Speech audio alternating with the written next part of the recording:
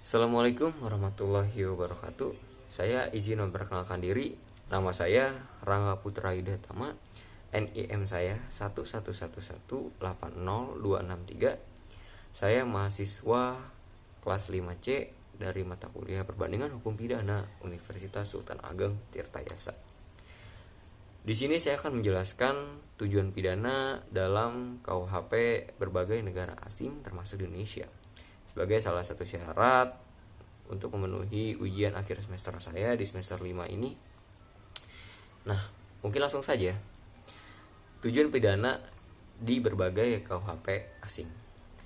Nah, negara asing ini sudah mencakup, salah satu contohnya adalah Armenia, Belarus, Bulgaria, Latvia, Macedonia, Romania, dan Yugoslavia. Mungkin langsung saja ke yang pertama. Ada dari Armenia. Nah, di Armenia ini mereka membedakan antara tujuan hukum pidana dengan tujuan pidana.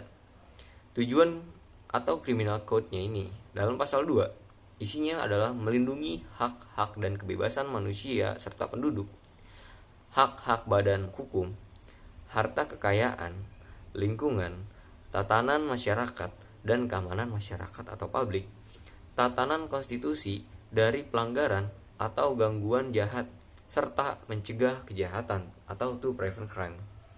Selanjutnya ada tujuan punishment dalam bab 9 pasal 48 yang mana isinya yang pertama adalah memperbaiki atau memulihkan kembali keadaan sosial.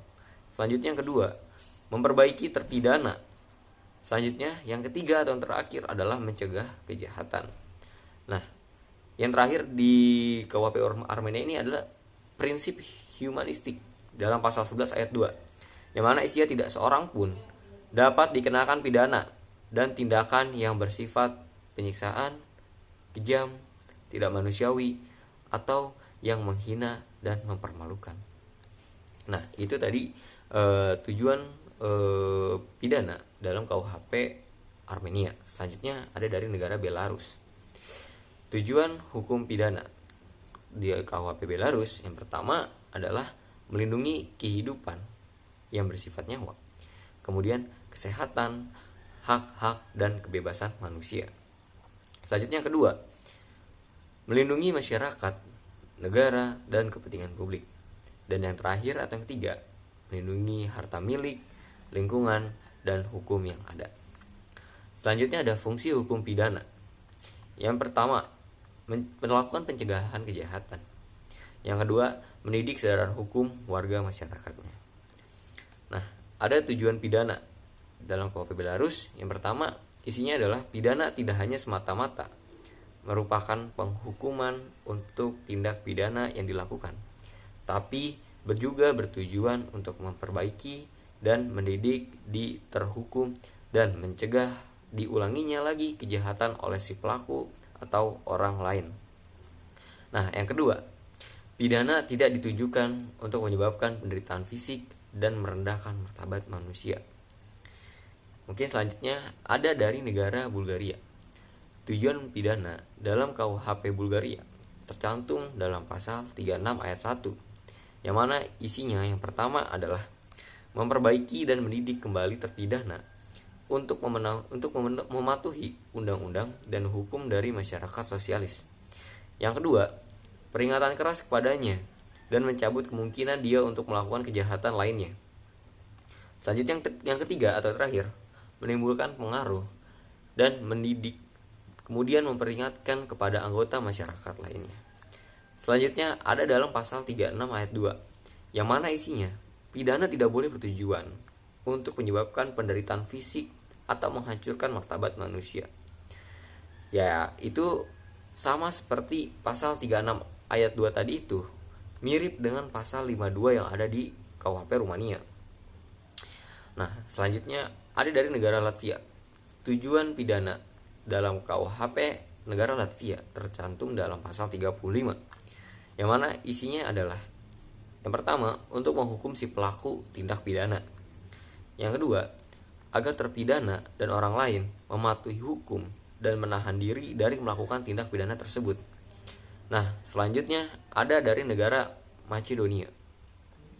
Tujuan pidana dalam KUHP Macedonia ini tercantum dalam pasal 32, yang mana itu merupakan sebuah perwujudan keadilan, dan tujuan pidananya adalah yang pertama, mencegah pelaku melakukan kejahatan dan memperbaiki dirinya. Selanjutnya yang kedua, pengaruh mendidik terhadap orang lain agar tidak melakukan kejahatan. Nah, itu sama dengan pasal 33 yang ada di KUHP Yugoslavia. Nanti ya kita lihat. Kemudian selanjutnya ada dari negara Romania. Tujuan hukum pidana dalam KUHP Romania itu dirumuskan dalam pasal 1 yang berisi criminal law protects Romania state sovereignty, independence, unity, and indivisibility, the individual and his right and liberties, property, as well as rule of law against crime. Nah, dalam pasal 52 Romania ini, isinya yang pertama, pidana merupakan tindakan paksaan dan sarana mendidik kembali terpidana. Selanjutnya, yang kedua, tujuan pidana untuk mencegah dilakukannya kejahatan lain. Yang ketiga, tujuan pelaksanaan atau eksekusi pidana adalah untuk membangun sikap yang patuh terhadap kerja, aturan perundang-undangan, dan aturan hidup bersama atau bermasyarakat. Selanjutnya yang keempat atau yang terakhir, pelaksanaan atau eksekusi pidana harus tidak menyebabkan penderitaan fisik maupun menghina sampai dengan mempermalukan terpidana. Nah, nomor 4 tadi yang terakhir itu mirip dengan pasal 36 ayat 2 yang ada di KUHP Bulgaria. Nah, kita masuk ke negara Yugoslavia. Tujuan pidana di negara Yugoslavia itu tercantum dalam KUHP pasal 33 Yugoslavianya itu. Isinya yang pertama adalah mencegah pembuat melakukan tindak pidana dan untuk rehabilitasi. Yang kedua, pengaruh perbaikan terhadap orang lain untuk tidak melakukan tindak pidana. Selanjutnya yang ketiga, memperkuat jaringan atau akhlak moral dari masyarakat sosialis. Nah, nomor 1 dan 2 tadi itu mirip dengan pasal 32 yang ada di KUHP Macedonia. Nah, jadi dapat kita simpulkan bahwasanya salah satu tujuan atau fungsi hukum pidana adalah memperkuat jaringan atau akhlak moral dari masyarakat sosialis dan membangun tanggung jawab sosial. Kemudian yang kedua, melindungi tatanan masyarakat dan tatanan konstitusi dari pelanggaran atau gangguan jahat. Kemudian yang ketiga, mendidik kesadaran hukum warga masyarakat. Yang keempat, memperbaiki dan mendidik kembali terpidana untuk mematuhi undang-undang dan aturan dari masyarakat sosialis.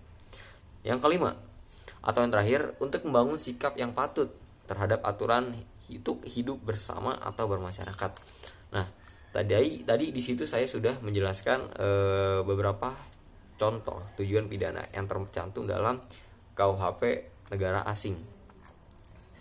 Selanjutnya, saya juga akan menjelaskan sedikit terkait tujuan pidana yang ada di Indonesia, karena kurang afdol saja jika kita membahas di negara asing tapi tidak membahas yang ada di negara Indonesia itu sendiri. Nah, selanjutnya kita coba mulai dari konsep tujuan pemidanaan. Pasal 51 RUU 2004. Kita mulai dari sini. Nah, pemidanaan bertujuan yang pertama adalah mencegah dilakukannya tindak pidana dengan menegakkan norma hukum demi pengayoman masyarakat. Yang kedua, memasyarakatkan terpidana dengan mengadakan pembinaan sehingga orang yang baik dan berguna. Yang ketiga, menyelesaikan konflik yang ditimbulkan oleh tindak pidana, kemudian memulihkan keseimbangan dan mendatangkan rasa damai dalam masyarakat. Selanjutnya, yang terakhir adalah membebaskan rasa bersalah pada terpidana. Dan pemidanaan ini tidak dimaksudkan untuk menderitakan dan merendahkan martabat manusia. Nah, dalam pasal 54 RUU 2005 tadi itu ditambahkan pada ayat 1 huruf E, yang mana isinya adalah memaafkan terpidana. Oke, selanjutnya ada juga tujuan pidana yang tidak dirumuskan secara eksplisit dalam RKUHP. Kita mungkin akan saya sebutkan beberapa saja. Seperti yang pertama, memperkuat jaringan atau akhlak moral dari masyarakat sosialis dan membangun tanggung jawab sosial. Selanjutnya, melindungi tatanan atau ketertiban masyarakat dan tatanan konstitusi. Kemudian selanjutnya yang ketiga, memperbaiki atau memulihkan kembali keadaan sosial. Yang keempat, mendidik ketaatan atau kesadaran hukum warga masyarakat. Yang kelima, memperbaiki dan mendidik kembali terpidana untuk mematuhi undang-undang dan peraturan atau kebiasaan dari masyarakat sosialis. Yang keenam, untuk membangun sikap yang patut terhadap aturan hidup untuk hidup bersama atau bermasyarakat. Itu adalah beberapa tujuan pidana yang tidak dirumuskan secara eksplisit dalam RKUHP. Nah, saya juga di sini akan coba membandingkan setelah menjelaskan tujuan pidana dari berbagai negara asing dan negara Indonesia. Saya akan coba menyandingkan tujuan pidana dari konsep KUHP dan yang tidak dirumuskan secara eksplisit dalam konsepnya tersebut, tapi ada dalam KUHP asing. Nah, kita coba dari konsep KUHP. Yang pertama adalah mencegah dilakukannya tindak pidana dengan menegakkan norma hukum demi pengayoman masyarakat. Nah, tidak dirumuskan secara eksplisit dalam konsep, namun ada dalam KUHP asing. Itu yang pertama juga ada untuk memperkuat jaringan akhlak dan moral masyarakat. Itu tidak ada di konsep KUHP. Selanjutnya adalah memasyarakatkan terpidana dengan mengadakan pembinaan sehingga menjadi orang baik dan berguna. Nah, ini ada di konsep KUHP. Nah, yang tidak dirumuskan secara eksplisit dalam konsep KUHP ini adalah melindungi tatanan masyarakat dan tatanan konstitusi. Selanjutnya yang ada di konsep KUHP adalah menyelesaikan konflik yang tidak ditimbulkan oleh tindak pidana, memulihkan keseimbangan, dan mendatangkan rasa damai dalam masyarakat. Nah, selanjutnya yang ada dalam KUHP dan tidak dirumuskan secara eksklusif dalam konsep KUHP kita atau KUHP Indonesia ini adalah memperbaiki atau memulihkan kembali keadaan sosialnya. Nah, itu adalah beberapa contoh yang dapat saya sandingkan tujuan pidana antara konsep KUHP dan konsep yang tidak dirumuskan secara eksplisit tapi ada dalam KUHP asing, negara asing. Itu hanya beberapa. Dan selanjutnya kita langsung ke inti tujuan pemidanaan dalam konsep. Yang pertama ada aspek perlindungan masyarakat atau kepentingan umum, khususnya adalah melakukan pencegahan kejahatan. Yang pertama itu. Kemudian yang kedua, pengamanan atau pengayoman masyarakat. Yang ketiga, melakukan pemulihan keseimbangan masyarakat seperti penyelesaian konflik dan mendatangkan rasa damai.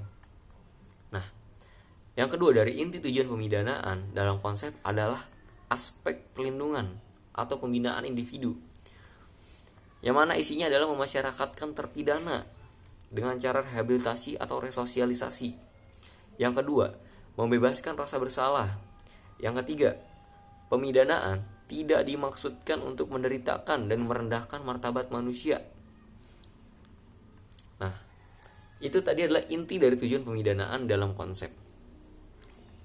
Mungkin itu saja sedikitnya yang dapat saya sampaikan. Kurang lebihnya saya mohon maaf apabila ada salah kata. Wabillahi taufiq wal hidayah. Wassalamualaikum warahmatullahi wabarakatuh.